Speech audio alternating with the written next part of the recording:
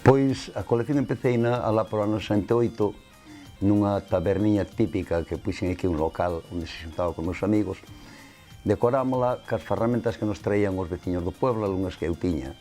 E a raíz deso, desde o ano 68, levo xuntando pezas, por aí unhas que me regala a xente, outras que encontraba nos basureiros. Debo ter xa, hoxe, alrededor de unhas 3.000 e pico, cerca de 4.000.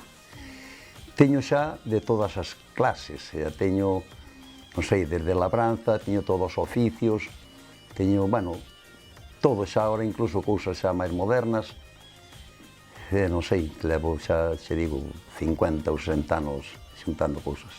É a historia viva da cultura popular galega? Sí, pretendo que non se perda a nosa historia. Cuáles dirías que son así os máis especiales? Pois mira, son especiales todos, porque resulta que a xeneración esta que ten agora 40 e 50 anos xa non se acordan de casi todas as ferramentas que se utilizaban, tanto na labranza como nos oficios. Entonces teño unha caseta dedicada a cada oficio e despois outras dedicadas á labranza, eso, ferreiros, carpinteiros, zapateiros.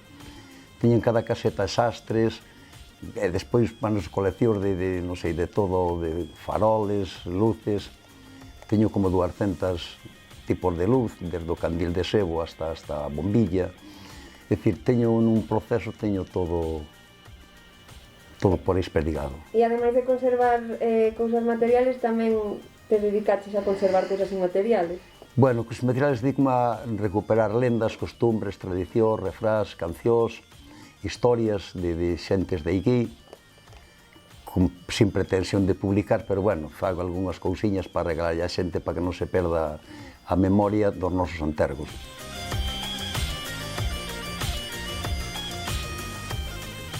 E tamén tes organizado actividades culturales aquí na Merca, non? Bueno, eso desde o ano 68, no ano 70 fixemos un grupo de teatro, a raíz do grupo de teatro xurdiu o Festival de Cantiga La Brega, que foi quizá o primeiro festival folk protesta que se fixe aquí en Galicia, se cumplen precisamente 50 anos o ano que ven.